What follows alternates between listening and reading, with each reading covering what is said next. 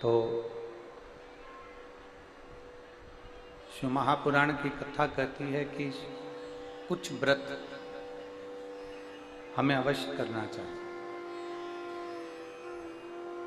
जैसे प्रदोष का व्रत है, शिवरात्रि का व्रत है, जन्माष्टमी का व्रत है, राधाष्टमी का व्रत है एवं पवित्र एकादशी का व्रत है। शरीर अगर स्वस्थ है, अगर हमारा शरीर स्वस्थ है तो एकादशी, प्रदोष, शिवरात्रि ये करते रहना चाहिए।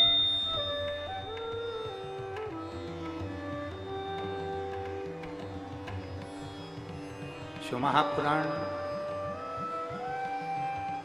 जो 24,000 श्लोकों का एक बहुत बड़ा समुद्र है।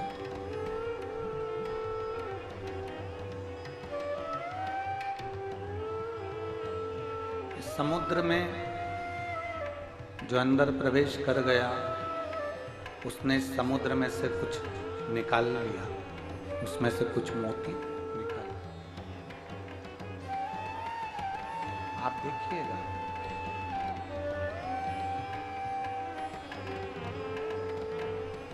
कुछ लोग समुद्र के किनारे किनारे चलते हैं और समुद्र की लहरों का आनंद लेते हैं।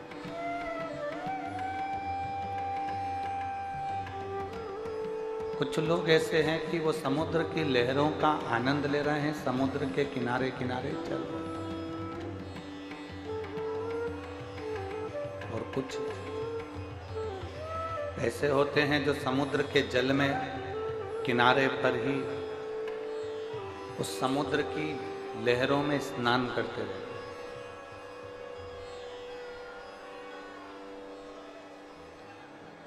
और कुछ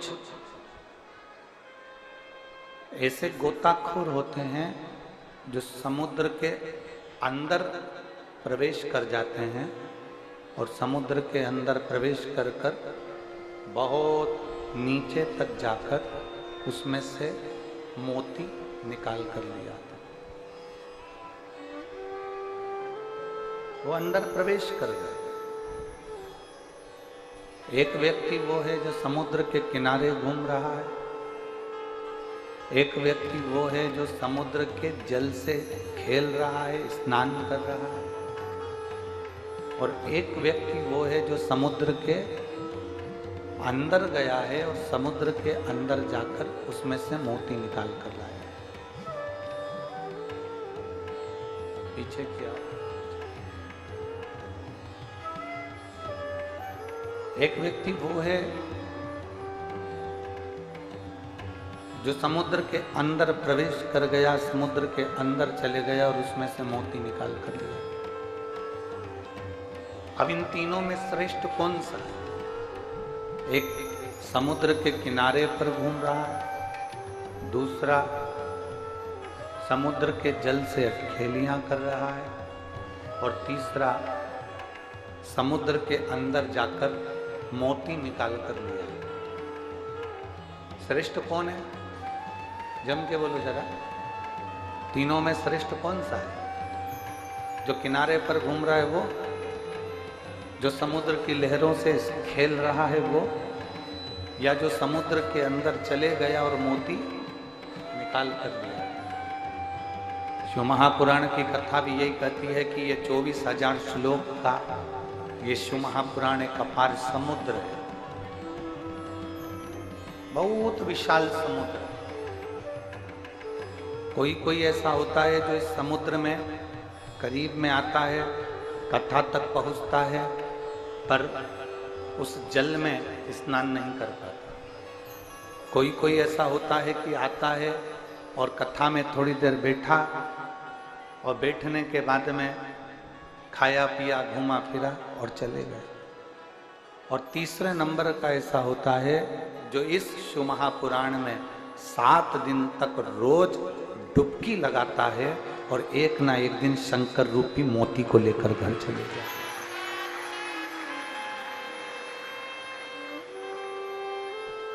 शिव रूपी मोती उसको मिल गया, शंकर रूपी मोती उसको प्राप्त हो गया। और जब शिव नाम का मोती, भगवान के नाम का जब मोती हमें प्राप्त हो जाता है, फिर हम भटकते नहीं। फिर जो चतुर होता है ना, उसको मालूम है कि एक बार मैं नीचे गया था और मुझे मोती मिल गया, मैं दूसरी बार फिर जाऊंगा तो मुझे मोती मिलेगा ही। उसी तरह इस पंडाल में कई माताएं, कई भाई ऐसे बैठे हुए हैं, कई बेटियां ऐसी बैठी हैं, कई माताएं ऐसी बैठी हैं जो एक बार पंडाल में नहीं गई, कम से कम 4-5 बार पंडाल में जाकर शंकर के नाम का मोती निकाल कर लेकर आए। शिव नाम का मोती हमें प्राप्त हो। और जब एक बार भगवान की शिव भक्ति का, एक बार भगवान की शिव नाम का अविरल मोती हमारी झोली में आ जाए ना, तो फिर हमें कहीं भटकना नहीं पड़ता, फिर हमें कहीं जाना नहीं पड़ता, फिर हमें कहीं भटकना नहीं पड़ता।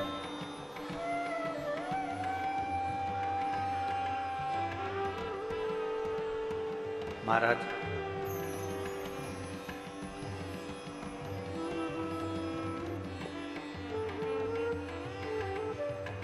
एक बात किसी ने बहुत अच्छी कही है कि चतुराई चौपट करे,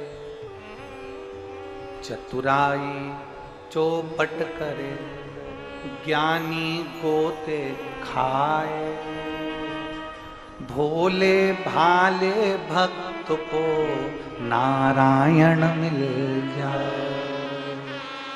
शिव महापुराण की कथा कहती है, तुम ज्यादा चतुर बनकर रहोगे तो दुनिया की ठोकर खाते रहोगे, तुम ज्यादा चतुर बनकर रहोगे तो दुनिया तुम्हें पूछने वाली नहीं है। ज्यादा चतुर बनने वाले को दुनिया दूर हट जाती है। तुम ज्यादा ज्ञानी बनोगे, मैं बहुत ज्ञानी हूँ, मेरे पास सारे शास्त्रों का ज्ञान है, मेरे पास सारे वेदों का ज्ञान है, मैं ये जानता हूँ, मैं 10 तरह की भाषा जानता हूँ, मैं 5 तरह का व्यवहार जानता हूँ, मैं ये जानता, मैं वो जानता, सब कुछ तुम जानते हो, सब। तुम ज्यादा ज्ञानी बनोगे तो जगत में केवल गोते खाते रह जाओगे, कभी यहाँ गिरोगे, कभी वहाँ गिरोगे, कभी इससे भिड़ोगे, कभी उससे भिड़ोगे, कभी इनसे मिलोगे, कभी उनसे मिलोगे कि हम ज्ञानी हैं, हम जगत में गोते खाते हैं। शिव महापुराण की कथा कहती है, चतुराई चौपट करे, ज्ञानी गोते खाए, और भोले भाले भक्त को मेरा नारायण मिल जाए। मेरे नारायण को पाने के लिए, मेरे राम को पाने के लिए, मेरे कृष्ण को पाने के लिए, मेरे शिव को पाने के लिए, मेरे ओघड़दानी को पाने के लिए, मेरे शंकर को पाने के लिए तुम्हें ना चतुर बनना है, ना तुम्हें ज्ञानी बनना है। शंकर को पाने के लिए तो केवल निर्मल मन सो मोहि पावा, और मोहि छल छिद्र कपट ना भावा। मुझे भगवान की अविरल भक्ति प्राप्त कर।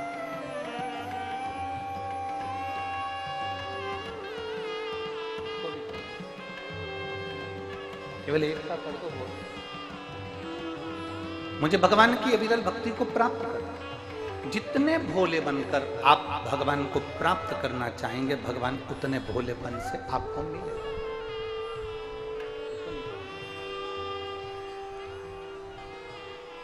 जितने भोलेपन से आप भगवान को प्राप्त करोगे, उतना भगवान आपको मिलेगा, उतना करीब। कोई कह दे तुम तो अज्ञानी हो, तुम पढ़े लिखे नहीं हो, तुम ढोर हो, तुम प्रसन्न हो जाओ। रावण और हनुमान जी की जब आमने सामने हुई, रावण और हनुमान जी जब आमने सामने हुए तो रावण बहुत विद्वान था, उसमें बहुत विद्वत्ता थी, सारे वेद, सारे पुराण, सारे शास्त्र सब जानता था रावण। रावण को सारा ज्ञान था क्योंकि वो विद्वान था। रावण और हनुमान जी का जब आमना सामना हुआ तो दोनों में समता को देखा गया, तो देखा गया कि रावण विद्वान था और हनुमान जी विद्यावान थे। विद्वान अहंकार में फूला रहता है और विद्यावान अपनी नम्रता में डूबा रहता है। हनुमान जी में इसलिए उनको कहता विद्यावान गुणी अति जाता।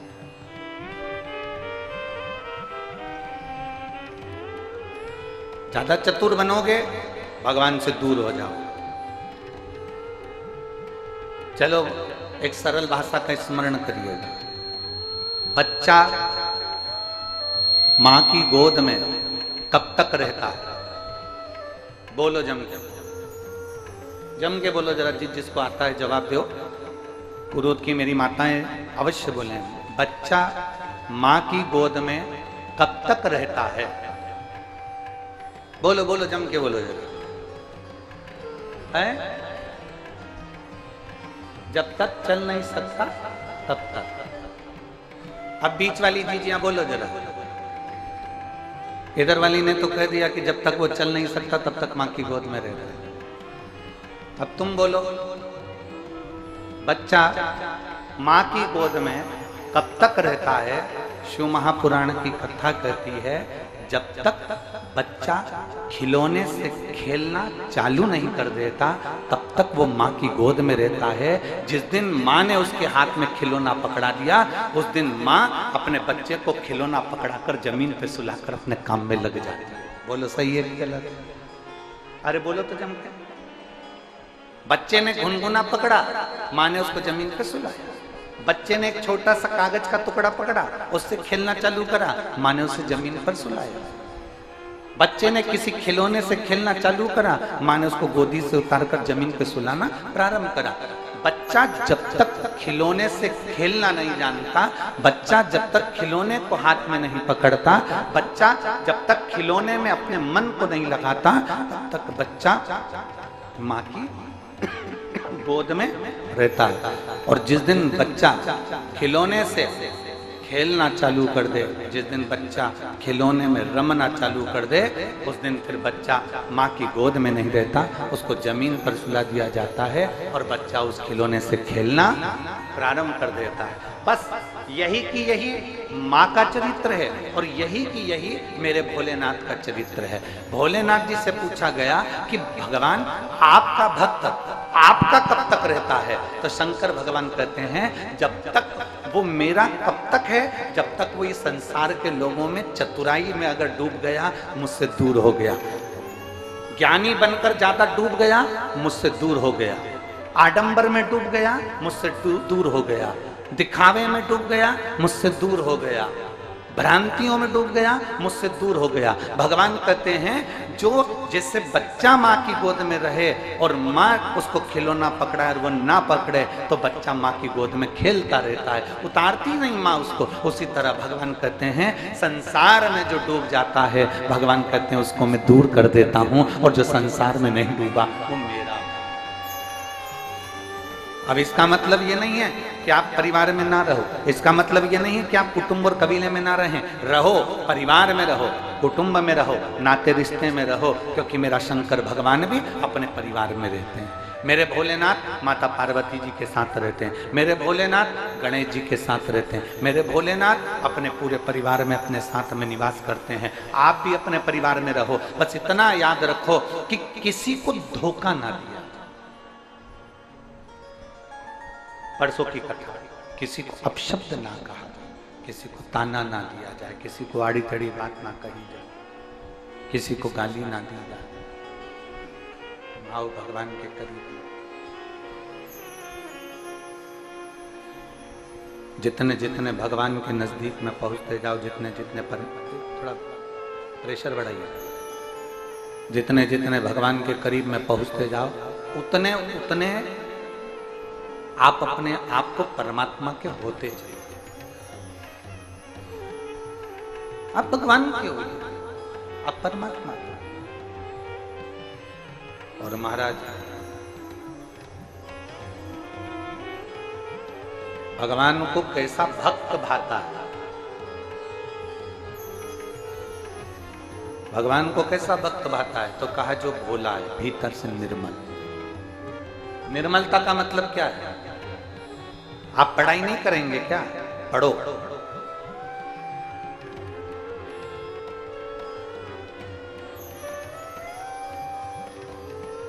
हमने पहले एक बार कथा में कहा था, आप लोगों ने सुना है कि नहीं सुना हमको नहीं मालूम। मैं कुरुद की इस पवित्र भूमि से फिर कहना चाहता हूं, आपने सुना कि नहीं सुना हमें नहीं मालूम उसका, पर एक बार फिर कहना चाहूंगा। माता पिता अपने बच्चे को लायक बनाए।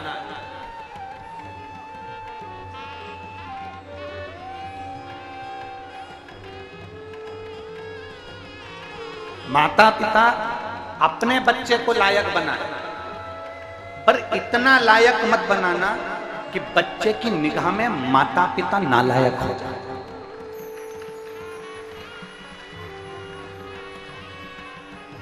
बच्चे को लायक बनाना, पर बच्चा तुमको नालायक समझने लगे, इतना लायक भी मत बना देना। अरे मम्मी तुम क्या जानती हो?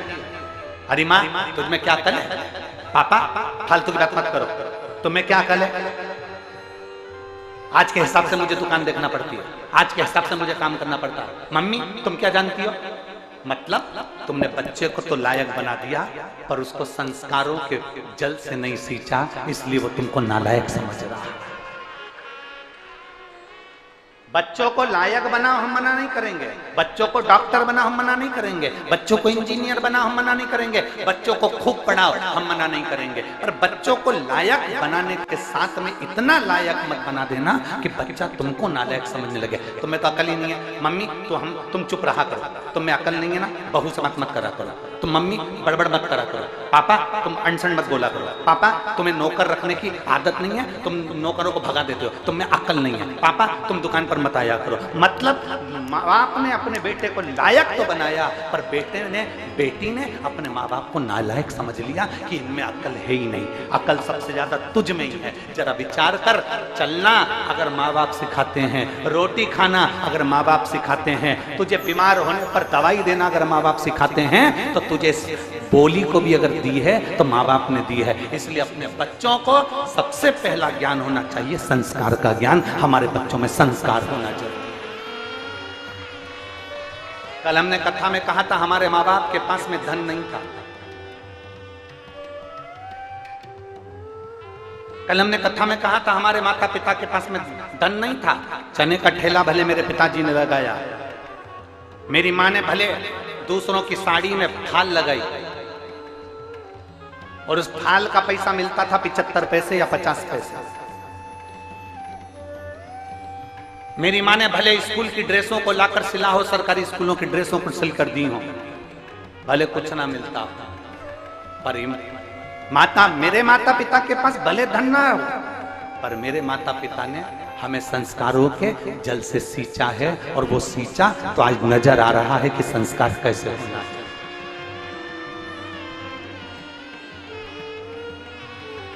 खूब डॉक्टर बनाओ अपने बच्चों को, हम मना नहीं करेंगे। खूब कलेक्टर बनाओ अपने बच्चों को, खूब मंत्री संतरी बनाओ अपने बच्चों को, खूब कमिश्नर बनाओ अपने बच्चों को, खूब इंजीनियर बनाओ अपने बच्चों को। तुम्हारी मर्जी पड़े तुम्हारे बच्चों को वो बनाओ, और उससे पहले अपने बच्चों को ये जरूर सिखाना कि अपने घर में माँ बाप से किस तरह बात करना चाहिए, माता पिता का कैसे आदर करना चाहिए, किस तरह से तुम्हारी वाणी होना चाहिए, किस तरह से तुम्हारे शब्द होना चाहिए। जिस माँ ने अपनी गोद में कोख में रखा होगा 9 महीना, कितना त्राण भोगा होगा, उस माँ ने तुमको कितना दिया होगा। जरा विचार करिए। गणेश जी महाराज विनायक थे, विनायक का शीश मेरे भोलेनाथ ने काट दिया। सबसे ज्यादा बिलख रही थी माँ। माता पार्वती की आंख में आंसू भरे हुए थे, माँ बिलख रही थी, रो रही थी, अश्रु बह रहे थे, नैनों से जल टपक रहा था, और माँ रोती हुई बिलखती हुई मेरी माता पार्वती शंकर जी से कहती, इसको जीवित करो, इसको जीवित करो। और चकित भय सुन के कैलाश,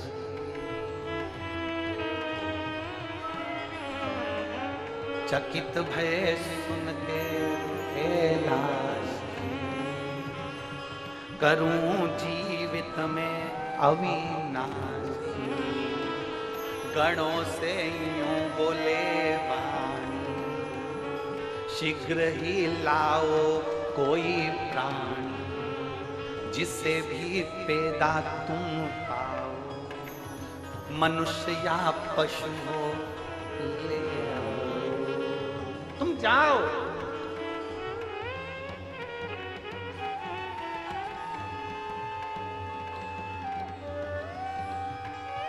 जो मिले उसको लेकर। अब जरा विचार करिएगा, भगवान शंकर के शब्द पर ध्यान देना, उन्होंने गणों से क्या कहा? गणों से यूं बोले वाणी, शीघ्र ही लाओ कोई प्राणी, जिसे भी पैदा तुम पाओ, मनुष्य हो या पशु हो, तुम्हारी मर्जी पड़े तुम उसको लिया। एक माता को बिलखते हुए नहीं देखा। मैं अभी इसका शीश जोड़ दे, मानव हो चाहे पशु हो, उसका शीश लाओ, अभी जोड़ दे।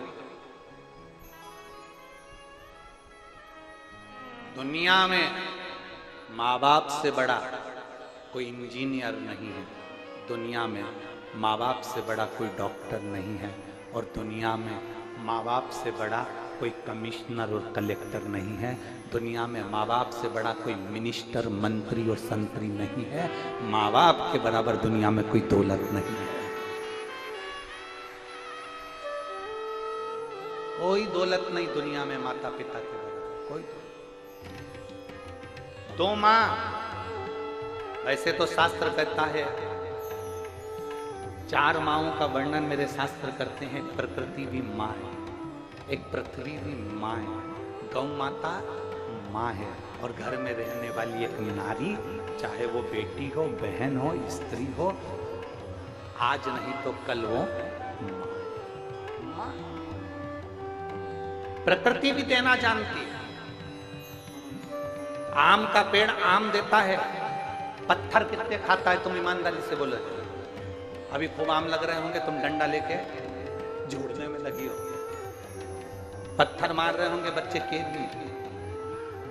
प्रकृति देना जानती है, पत्थर खाकर भी तुम्हें दे रही है। पृथ्वी अपने सीने को फाड़ती है, अन्न देती है।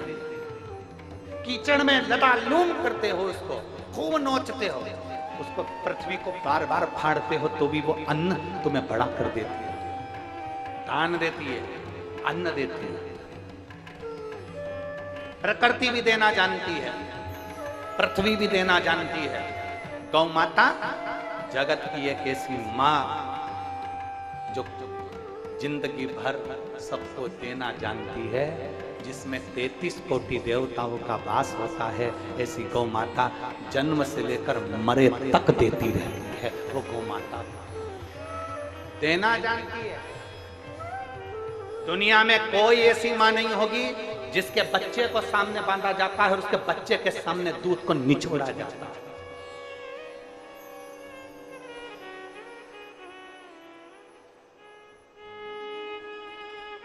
किस किस के यहाँ पर गाय, गौ माता किस किस के यहाँ है? सबके यहाँ रखो जाए।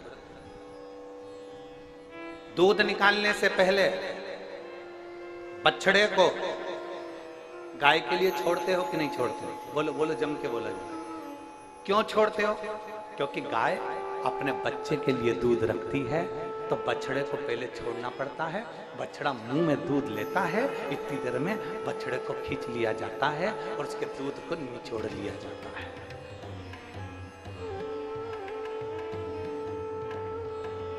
निचोड़ दूध अच्छा मिल गया, उसके बाद तुम सबको मालूम है कि गाय इतनी चतुर होती है कि अपने बच्चे के लिए दूध छुपा लेती है।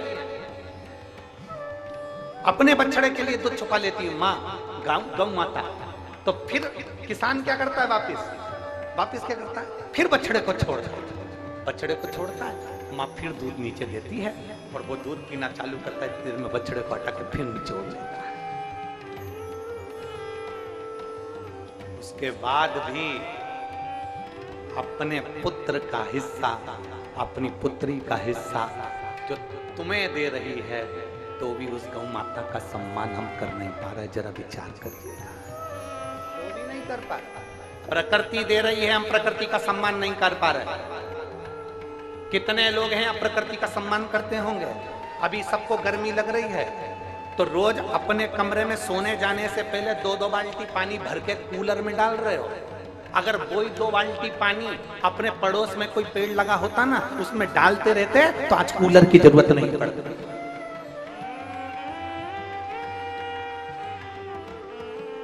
पत्नी ने कहा बहुत गर्मी लग रही है, बहुत गर्मी।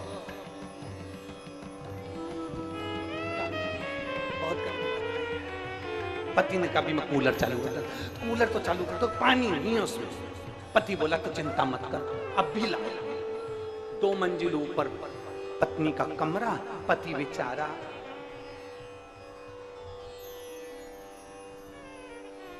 15-15 लीटर की तेल की कैन जिसमें पानी भरा, उठा के बड़ी मुश्किल से लेकर कूलर में डाल रहा, और पत्नी अंदर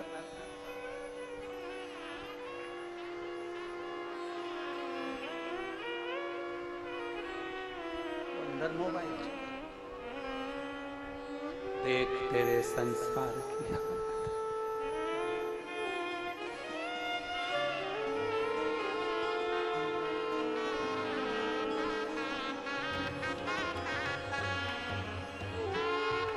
और सूरज न बदला, चंदा न बदला, ना बदला रे आसमान, बदल गया कितना बदल गया। विचार करिएगा, 2 बाल्टी पानी कूलर में डालने के लिए तुम रोज ऊपर लेकर जाते हो।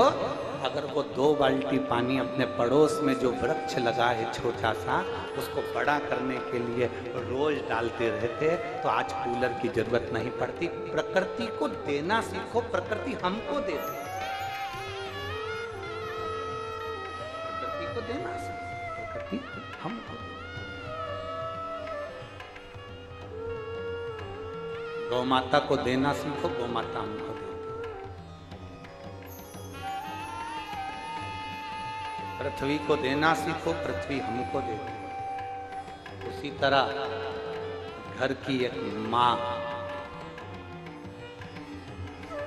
घर की मां जो संस्कारों की जननी है, सभ्यता की देने वाली, संस्कारों की देने वाली घर की मां।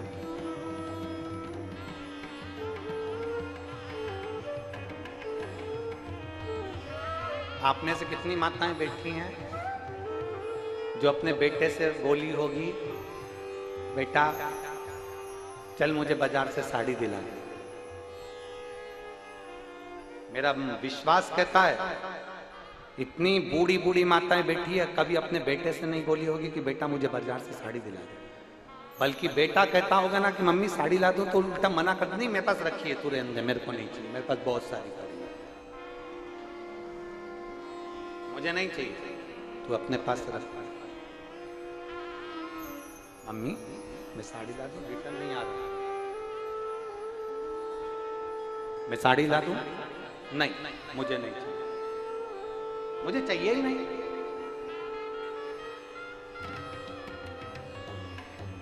मां,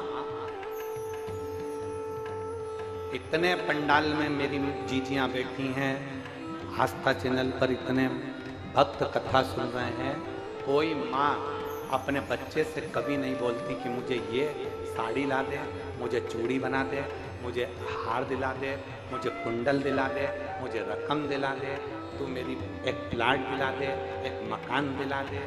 माँ कभी अपने बच्चे से नहीं कहती कि मुझे ये दिला दे।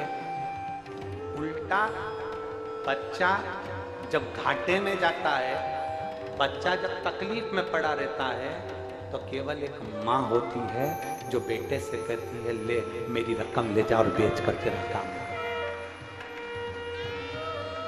ले जा, बेच और अपना काम कर ले जा, केवल एक माँ।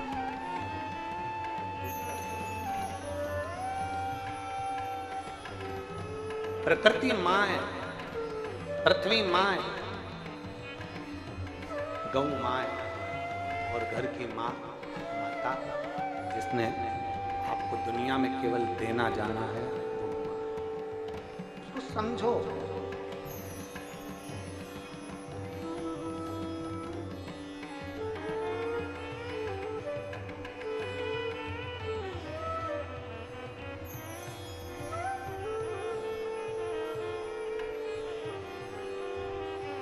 और जिस दिन, जिस पल, जिस घड़ी, जिस क्षण आप अपनी माता को पहचान जाओगे, उस दिन जिंदगी का सबसे सुखमय दिन होगा, सबसे सुखमय। यहाँ जितनी बेटियां बैठी हैं, जितने बेटे बैठे हैं, जितने आस्था चैनल पर कथा सुन रहे हो, आप सबसे, जितने फेसबुक यूट्यूब पर कथा सुन रहे हैं, आप सबसे निवेदन करूंगा, एक आज एकादशी के दिन संकल्प ले लो, मोहिनी एकादशी के दिन, कि हम अपने माँ बाप से कभी ऊंची आवाज में बात नहीं करेंगे, हम अपने माता पिता से कभी अपशब्द नहीं कहेंगे, हम अपने माता पिता को कभी आड़ा टेढ़ा नहीं कहेंगे। उसने किस तरह से पाला वो जानती है, हमें पढ़ाया, लिखाया, आगे बढ़ाया, हम अपनी माँ को कभी अपशब्द नहीं कहेंगे।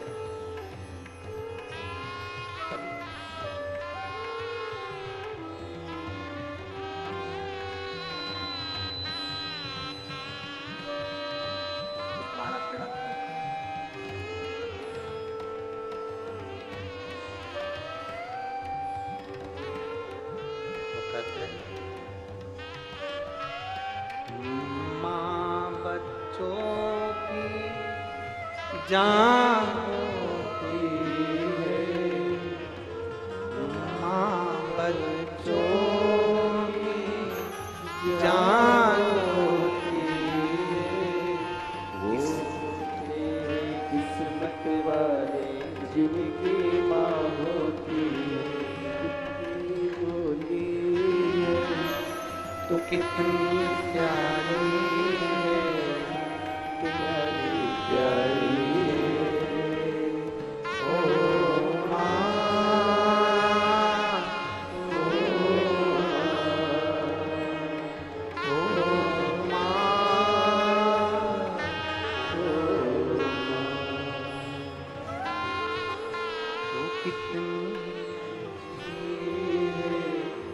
कितनी प्यारी भोली भाली ओ माँ।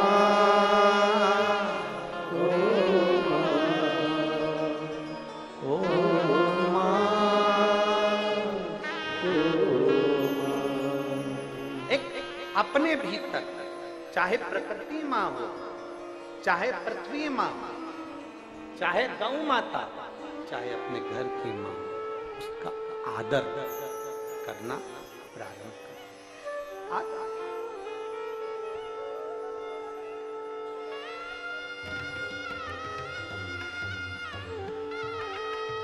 अच्छा, एक बात आपसे पूछे, जरा उत्तर दीजिएगा। कुरुद की मेरी माताएं और मेरे भाई, मेरी जीजियां और मेरे जीजा जी,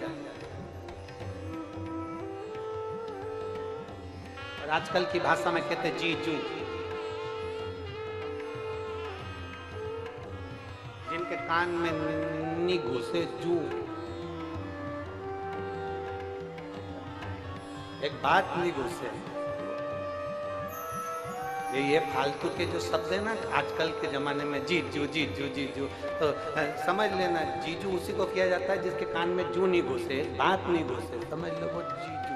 नहीं तो वो बेचारा जीजा ही अच्छा, दामाद ही अच्छा, बहना ही अच्छा,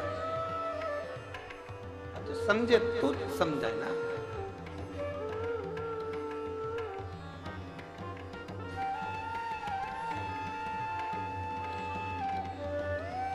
एक शब्द अपने भीतर का, और जिस दिन आप लोगों से एक बात पूछें तो उत्तर दीजिएगा कि पृथ्वी में एक बीज डाला जाता है, चाहे तुमने धान डाली, चाहे तुमने आलू डाला, चाहे तुमने आम का बीज डाला, चाहे बेर का बीज डाला, चाहे मूंग का बीज डाला, चाहे सोयाबीन का डाला, गेहूं का डाला, तुम्हारी मर्जी पड़े। जो बीज तुमने पृथ्वी में डाला, डालने के बाद जब पृथ्वी में से बीज अंकुरित होता है तो आवाज करता है क्या? जम के बोलो जरा, आवाज करता है? चिल्ला चोट करता है? क्यों? बीज अंकुरित हुआ, पेड़ बना, वृक्ष बना, उसने आवाज नहीं की। आवाज नहीं कर, वृक्ष बना।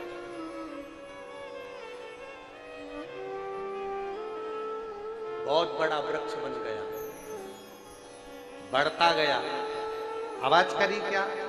बोलते जाओ जरा जम के। और बड़ा हुआ, आवाज करी क्या? और बड़ा हुआ, आवाज करी क्या? नहीं, आवाज नहीं। पर वही वृक्ष बहुत बड़ा बन गया, और वृक्ष बड़ा बनने के बाद में फिर जब टूटता है तो टूटने पर आवाज करता है कि नहीं करता? बोलो जम के बोलो, करता है ना। बीज से जब बड़ा होता है, धीरे धीरे बड़ा होता है, तो वो वृक्ष आवाज नहीं करता, पर वही वृक्ष जब गिरता है, टूटता है, विनाश होता है, तो आवाज करता है। शिव महापुराण की कथा कहती है, जब मेरे भोले बाबा तुम्हारा हाथ पकड़ लें और तुम्हें अंकुरित करें, संसार में तुम्हें आगे बढ़ाने का प्रयास करें, तो प्रयास करना कि हमको अपने मुंह से ज्यादा अपशब्द किसी को नहीं कहना।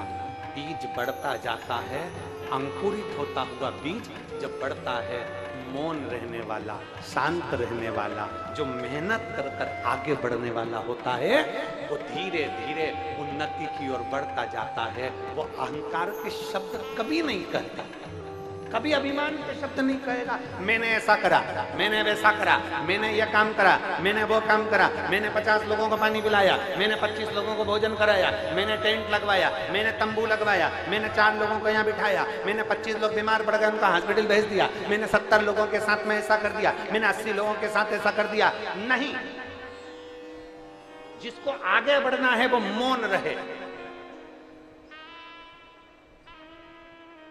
जो टूटने वाला होता है वही शोर मचाएगा, आगे बढ़ने वाला शोर नहीं मचाएगा। क्यों नहीं मचाएगा? क्योंकि वृक्ष जब धीरे धीरे बढ़ता है तो अपनी आकृति खुद दिखा देता है कि मैं क्या हूं। मेरे आम लग रहे हैं, मेरा वृक्ष बड़ा हो गया, मैं छाया दे रहा हूं, वो खुद दिखाता है कि मैं हूं क्या। उसको दिखाने की जरूरत नहीं पड़ती, उसको बोलने की जरूरत नहीं पड़ती। उसी तरह जो उन्नति की ओर आगे बढ़ने वाला है, उसका कार्य, उसका कर्म, उसकी गति, उसका वैभव दुनिया के लोगों के सामने खुद दिखने लगता है। उसको दिखाने की जरूरत नहीं पड़ती, दिखावा उसको चाहिए जो आगे बढ़ ही नहीं रहा। दिखावा किसको चाहिए? जो शंकर का भगत है उसको दिखावे की जरूरत ही नहीं है। जो शिव को एक लोटा जल चढ़ा रहा है उसको दिखावे की जरूरत नहीं है। किसी ने कहा, एक महिला ने हमसे प्रश्न किया था परतवाड़ा में, वैसे तो हम 4 दिन नहीं मिलते, 4 दिन के बाद तो हम मिलते तो बात हो जाती है। तो कुछ महिलाओं ने प्रश्न किया। एक महिला प्रश्न करी, गुरुजी वो हम मंदिर में जाते हैं तो वहाँ पर एक पंडित जी बोले कि तुम मस्तक पर चंदन तिलक लगाया करो, त्रिपुंड लगाया करो, तुम शंकर जी की इतनी बड़ी भगत हो, शंकर के मंदिर रोज आती हो, तो मस्तक पर त्रिपुंड लगा लिया करो। तो गुरुजी हमें त्रिपुंड लगाना चाहिए कि नहीं लगाना चाहिए? हमने उस बहन से इतना सा कहा कि आप शिव के मंदिर जा रही हो, आप जल चढ़ा रही हो, आप भगवान को रिझा रही हो, जरूरी नहीं कि आप त्रिपुंड लगाएं। अपनी मांग में सिंदूर भरती हो, मस्तक पर बिंदी लगाती हो, हाथ में चूड़ी पहनती हो, पाँव में बिछुड़ी पहनती हो, बस इतना मेरे भोलेनाथ को मालूम है कि ये एक पतिव्रता धर्म का पालन करने वाली एक नारी है। हमें दिखावे से जरूरत नहीं है कि दिखावा करेंगे।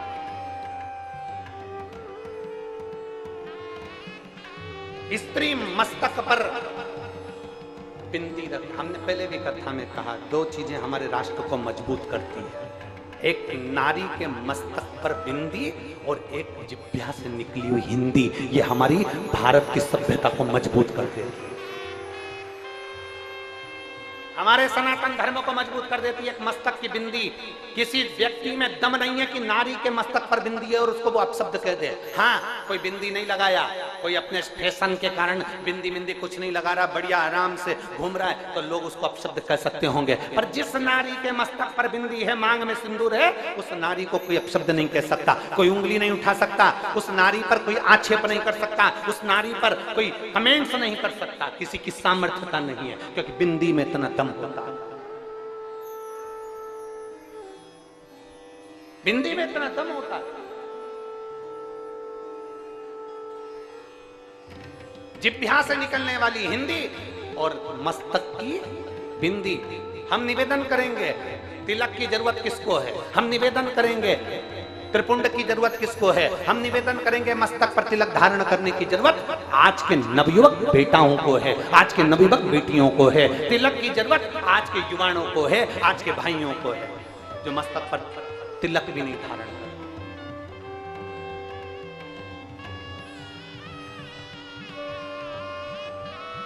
हम कहेंगे और कई लोगों को बहुत काली मिर्ची लगेगी, क्योंकि हम कुछ भी बोलते हैं ना तो काली मिर्ची ज्यादा लगती है लोगों को। सत्यता की बात कहें ना, ब्राह्मण कुल में जन्म लेने के बाद, ब्राह्मण होने के बाद, यज्ञोपवीत होने के बाद भी लोग यज्ञोपवीत को लपेट के खूंटी पे टांग देते हैं और कंधे पर धारण नहीं करते। ये स्थिति चल रही है। और व्हाट्सएप पे ज्ञान देने बैठते हैं, महाराज जी ने ये बोला, महाराज जी ने वो बोला, और मालूम पड़े यज्ञोपवीत कंधे पर होना चाहिए तो यज्ञोपवीत उठाकर खूंटी पर टांग देते हैं। इसमें के भी लोग हैं संसार।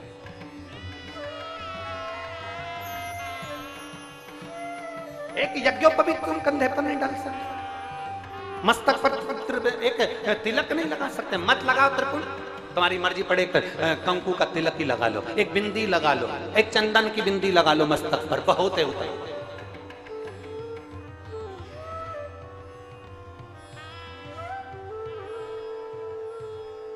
थोड़ा सा अपने संस्कारों की ओर ढलना। और हम फिर निवेदन करेंगे, मेरे बेटा बेटियों से निवेदन है, अगर तुम शंकर के मंदिर भी नहीं जा सकते, शिव की चौखट पर भी नहीं जा सकते, शंकर के द्वार नहीं जा सकते, तीर्थ करने नहीं जा सकते, तो निवेदन है तुम्हारे दरवाजे पर अगर गौ माता आए ना तो उसको एक रोटी जरूर देना, तो वो भी सारे तीर्थ के बराबर है और सारे 12 ज्योतिर्लिंग के बराबर। तुम्हारे दरवाजे पर एक गौ माता आए तो उसको रोटी देना, वो गौ माता भी एक तीर्थ के बराबर है। उसका आदर करना सीख लो, उसका सत्कार करना सीख लो।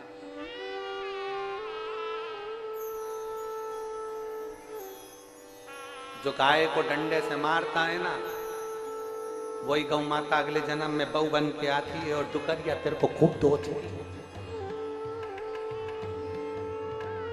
जिन सास बहू की आपस में नहीं बनती हो ना, जिस सास बहू में बहुत झगड़ा रहता हो, तो समझ लेना, सास जान लेना, अगर तेरी बहू तुझे रोटी नहीं दे रही और सही से व्यवहार नहीं कर रही, तो समझ लेना अगले जन्म में ये समझ लेना कि ये गाय थी और तू घर की मालकिन थी। ये दरवाजे पे आती थी और तू रोटी एक बार देने के बाद तो फिर आ जाती थी, दूसरी बार तो तू डंडा लेकर बैठ जाती थी। इसलिए बहू भी एक बार चाय देने के बाद दूसरी बार घुर्रा के देखती है,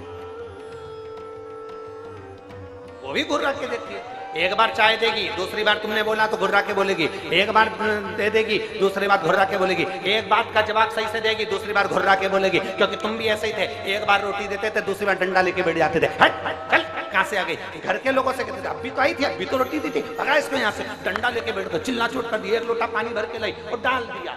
जैसे हम बाथरूम में गई, पानी भर के लाई, गाय माता पे डाल दिया। बहू ने देख लिया, गौ माता ने देख लिया, मैं भी इतनी बहू बन के आऊंगी, रुक जा, चाय में दूध मैं पीऊंगी और पानी तुझे मिलाकर पिलाऊंगी। तूने एक लोटा डाला था, एक लोटा में भी चाय में पिलाऊंगी, जा जा जा। मत बुरे कर्म कर बंदे वरना बचताए ना, भगवान की आंखों से तू बच नहीं पाएगा, तू बच नहीं पाएगा। तुमने उस पे एक लोटा पानी डाला तो उसने गौ माता जो बहू बन के आई ना, उसने भी एक काम करा बहुत जोरदार। वो भी जब चाय बनाती थी तब एक लोटा पानी मिला देते थे टुकरिया की, चाय चाय पानी डाला ना तुमने। अच्छा कर्म करिए, अच्छा मिलेगा, श्रेष्ठ कर्म करिए, श्रेष्ठ मिलेगा। कौन ने कहा कि घर में जो रोटी बने वो आखिरी में गाय को दो? जब हमारे घर में पहली रोटी गौ माता की बनती है तो सबसे पहले गौ माता के मुख में जाना चाहिए। यहाँ इतने बैठे हैं जिनके घर में गाय बस वहीं चली जाती, वो भी बहू रोटी बना के उड़ जाएगी, सबसे कहेगी ले गाय को दिया रही, ले गाय को दिया रही, ले गाय को दिया रही, मम्मी अभी जाऊंगा, मम्मी अभी जाऊंगा। इतने में उसने पति से कहा तुम दिया हो ना, पति बोला मैं तो दुकान जाने में दे रही हूँ। बाद में बेचारी पत्नी घर में गाय, बेचारी पत्नी उठेगी तब रोटी दे के आए। अब और जिसके यहाँ गाय नहीं उसके यहाँ तो सुबह से रखी रखी रखी रखी रखी रखी शाम के 4 बज जाएगी, 3 बजे जब गाय घूमती फिरती तेरे दरवाजे पर आएगी, क्योंकि गाय माता घड़ी नहीं पहनती पर समय की पक्की होती। 3 बजे अगर बिमला बाई के यहाँ जाना है तो बिमला बाई के यहाँ 3 बजे पहुंच ही जाती है निश्चित समय पे। गाय माता की सबसे बड़ी खूबी है, श्रेष्ठता, सहज आदर करो। 4 माता का आदर करने में पीछे मत हटो। पहले नंबर पर जम के बोलो, सब लोग जम के बोलो प्रकृति, दूसरी जम के बोलो पृथ्वी, तीसरी गौ माता और चौथे नंबर पर अपने घर की।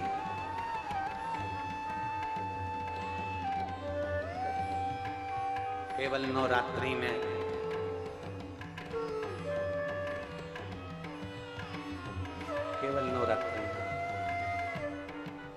माता जी को चूना रोड़ाने से तुम्हें 9 दिन व्रत का फल नहीं मिलेगा। नवरात्रि का फल जब मिलेगा जब आप अपने घर की माता का और पिता का आदर करना चालू करो। आदर करो।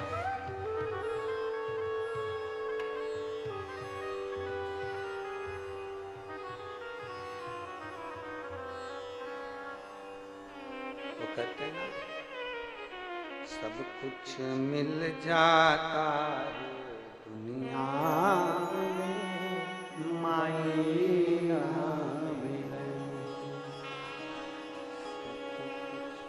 माई के दुधवन जैसन कौ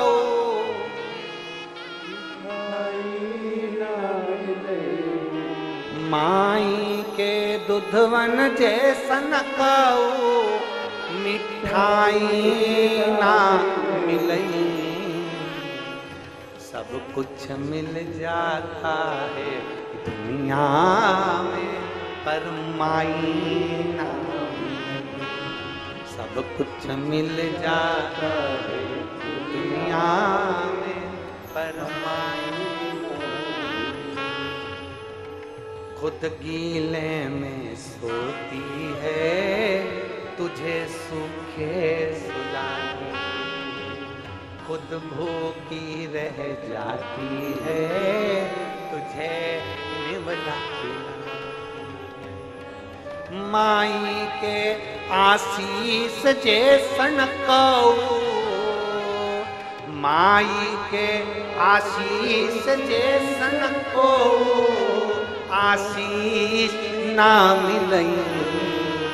सब कुछ मिल जाता है दुनिया में माई ना मिलई। सब कुछ मिल जाता है दुनिया में माई। माता के आशीर्वाद जैसा दुनिया में कोई आशीर्वाद नहीं है और माता के दूध के बराबर दुनिया में कोई मिठाई नहीं है, उसके बराबर कोई सुख नहीं है, उसके बराबर कोई आनंद। फिर कहें दुनिया के लोग इस पे भी हमारे ऊपर उंगली उठाएंगे, हमें मालूम है। फिर कहें समझ लेना अच्छे से, फिर समझ लीजिए जिंदगी में कितना बड़ा भी डिप्रेशन हो, कितनी बड़ी भी चिंता हो, कितना बड़ा भी टेंशन हो, कितना बड़ा भी टेंशन, कितने भी डिप्रेशन में हो, कितनी बड़ी भी तकलीफ चल रही हो, इन 4 माताओं की गोद में जाकर बैठ जाओ।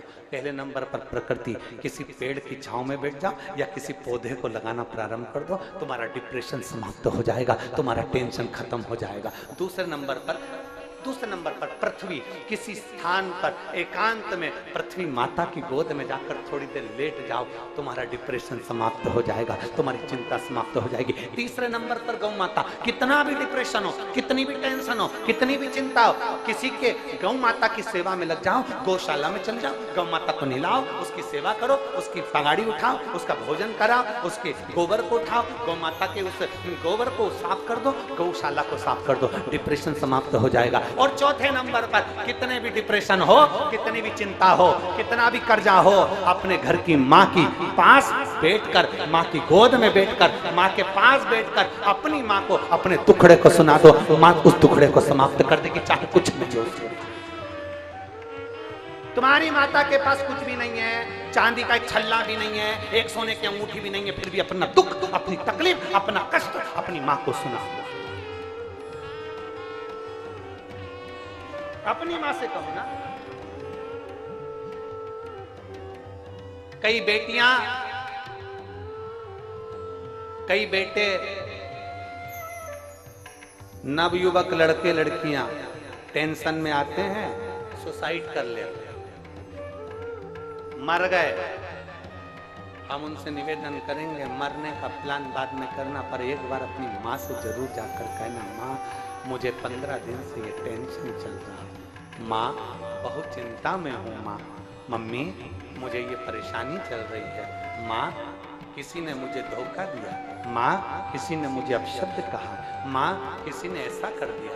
अपनी माँ को जरूर बताओ, क्योंकि माँ केवल माँ नहीं है, उसके संबोधन में 33 कोटि देवी देवताओं का पुण्य समाया हुआ है। एक बड़ी सुंदर कथा आती है। एक टीचर ने अपने बच्चों से कहा, आपने स्मरण किया होगा, टीचर अपने बच्चों से कहता है कि कल सारे बच्चे स्वर्ग की मिट्टी लेकर आना। सारे बच्चे आए, एक एक बच्चे को खड़ा करा टीचर ने, तुम स्वर्ग की मिट्टी लायो? नहीं। तुम स्वर्ग की मिट्टी लायो? नहीं। तुम स्वर्ग की मिट्टी लायो? नहीं। एक छोटा सा बच्चा खड़ा हो गया, खड़े होकर बोला, टीचर ये लो, मैं स्वर्ग की मिट्टी लाया हूँ। टीचर ने पूछा, ये कहाँ की मिट्टी? तू क्या स्वर्ग गया था मिट्टी लेने के लिए? तू बैकुंठ गया था मिट्टी लेने के लिए? बच्चा कहता नहीं, ये मेरी माँ के चरण की मिट्टी है और माँ के चरण में स्वर्ग होगा। ये मेरी माँ के चरण की मिट्टी है, उसमें स्वर्ग होता है, इसलिए मैं इस मिट्टी को लेकर आया हूँ, इस भूमि की इस परम मिट्टी को लेकर आया हूँ। स्वामी विवेकानंद जब विदेश जाते थे, तब भारत माँ की मिट्टी को अपने हाथ में लेकर जाते थे। मेरे राम जी अवध से 14 वर्ष के लिए वनवास गए तो अवध की मिट्टी को साथ लेकर गए। मेरे कृष्ण कन्हैया जब ब्रज की रज को छोड़ द्वारका जाते हैं तो ब्रज की मिट्टी को अपने साथ लेकर जाते हैं। ये भारत माता की मिट्टी है, ये कोई साधारण नहीं है। यहाँ स्वामी विवेकानंद, रामकृष्ण परमहंस, चैतन्य महाप्रभु, जगत गुरु शंकराचार्य, एकनाथ जैसे संत, नामदेव, तुकाराम जैसे संत इस भूमि पर जन्म लेते हैं। ये वो साधारण भूमि नहीं जिस भूमि पर 12 ज्योतिर्लिंग और 4 धाम विराजमान है। ये वो भारत की भूमि है। ये भूमि चंदन से कम नहीं है, जिसको हम माता कहते हैं, मातृभूमि कहते हैं। उसको समझे,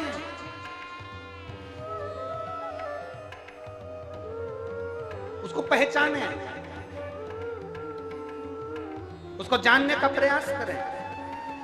अब लोग कहते हैं, गुरुजी आप अपनी कथा में ये प्रकृति की बात लेकर आते हो, आप आपकी कथा में गौ माता की बात लेकर आते हो, आप अपनी कथा में पृथ्वी की बात लेकर आते हो, माताओं की बात लेकर आते हो, क्योंकि मेरी पूरी शिव महापुराण में प्रकृति की चर्चा है, मेरी पूरी शिव महापुराण में बेलपत्र के वृक्ष की चर्चा है, मेरी पूरी शिव महापुराण में नंदी और गौ माता की चर्चा है। भगवान शंकर एक अवतार गौ माता के उदर से भी लेते हैं, नंदीश्वर बनकर पैदा होते हैं। गौ माता के शरीर से भी भगवान उत्पन्न होते हैं।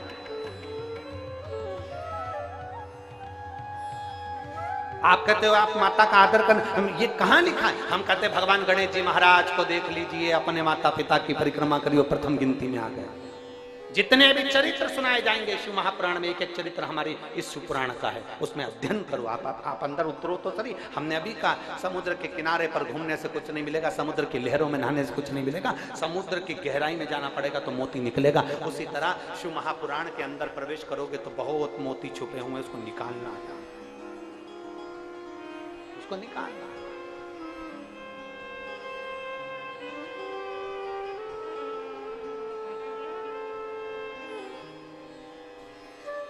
खुशबू।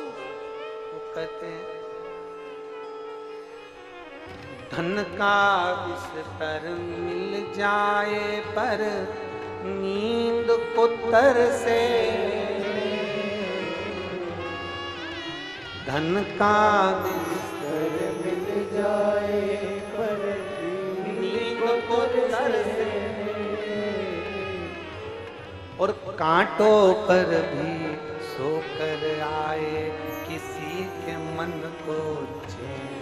अरे कोई कारण होगा, अरे कोई कारण होगा। एक झोली में फूल भरे हैं, एक झोली में कांटे, तेरे बस में कुछ भी नहीं, वो बांटने वाला बांटे।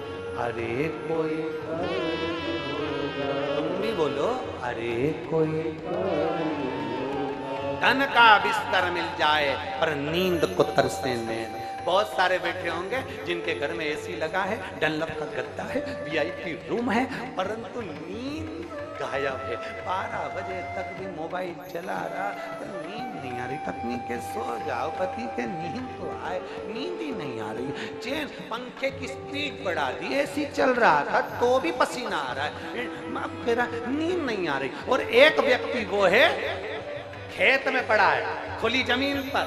कभी आइए इस पावन प्रांगण में, पंडाल में इतने सारे भगत सोते हैं, कोई उठ रहा है, कोई चिल्ला रहा है, कोई भजन गा रहा है, तो भी इनके नेत्र में जब नींद आती है ना, तो भोलेनाथ आकर इनको पंखा कर कर जाता है। इतनी गर्मी में भी ये चैन की नींद सोते हैं। कुछ तो शिव होता है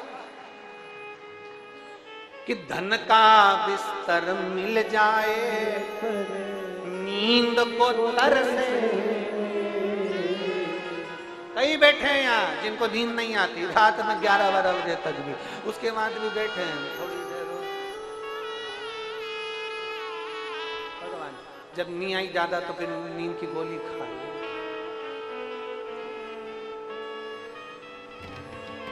कोई कोई कांटों पर भी सो रहा है तो उसको नींद आ रही है, अड़भंगा होकर सो रहा है, बड़े आनंद के साथ सो रहा है, पलंग पर पड़ा है, ठेले पर पड़ा है, दुकानों में पड़ा हुआ है, जमीन पर पड़ा है, कुछ नहीं बिछाने के लिए, दरी पड़ी और सो रहा है। यहाँ इतनी माताएं, रात्रि को भाई लोग रहते हैं, माताएं रहती है, बच्चे रहते हैं। मैं पूछूं इनसे, आप में से कितने लोग डनलप के गद्दे पर सो रहे हैं? यहाँ पर कोई गद्दा है आपके पास में? अरे बोलो तो जम के। कोई बिछाने के लिए गादी लाए हो? नहीं। काय पे सोते हो? नीचे जमीन है, दरी बिछी है, सो रहे हैं अड़भंग होकर आनंद। क्या किसको रोइए,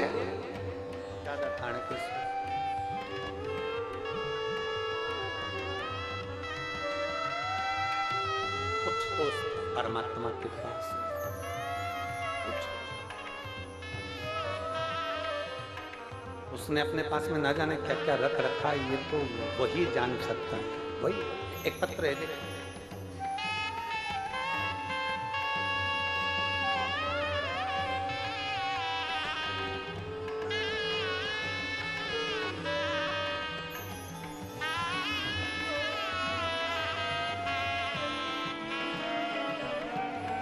पूर्णिमा साहू, पति लोमश साहू, ग्राम पानगर, तहसील कुरुद से हो।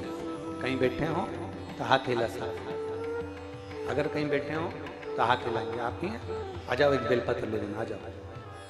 मैं पूर्णिमा साहू, पति लोमश साहू, ग्राम पानगर, तहसील कुरुद से। गुरुदेव,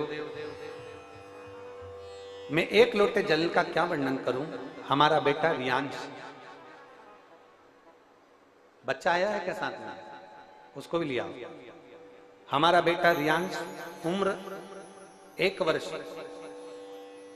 6 माह है, जो जन्म से उसके दिल में छेद है।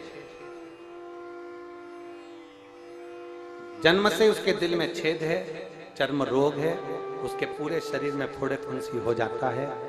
चेकअप के लिए एम्स और सत्य साईं जैसे बड़े बड़े हॉस्पिटल में ले गए तो डॉक्टरों ने कहा कि इसके फोड़े फुंसी का, चर्म का कोई इलाज नहीं है। उसके दिल में छेद के कारण ऑपरेशन के लिए कह दिया गया। गुरुदेव, पत्र आप लोग एलईडी पर पढ़ रहे होंगे या आस्था चैनल पर पढ़ रहे होंगे। छेद के कारण ऑपरेशन के लिए कह दिया गुरुदेव। उसी बीच कोई बताए कि शिव भगवान में जल चढ़ाने और उनके आचमन से सारे दुख तकलीफ दूर हो जाते हैं। हमने किसी के मुख से सुना, तब से मैं भी मंदिर जाकर जल चढ़ाना प्रारंभ किया। तब से मेरे बेटे को तबीयत में आराम मिलना चालू हुआ। जल उसके शरीर पर लगाती, होठों पर लगाती, और बाबा की कृपा से आज मेरा बेटा 100% में से 80% मेरा बेटा ठीक हो गया। डॉक्टर के हिसाब से उसका हृदय का ऑपरेशन की भी जरूरत नहीं है। ये शिव तत्व, ये शंभू जी उसकी अविरल भक्ति को प्राप्त, ये उसको मालूम है कि उसको क्या करना है और क्या नहीं करना है। ये उसको मालूम है क्या देना है और क्या नहीं देना है।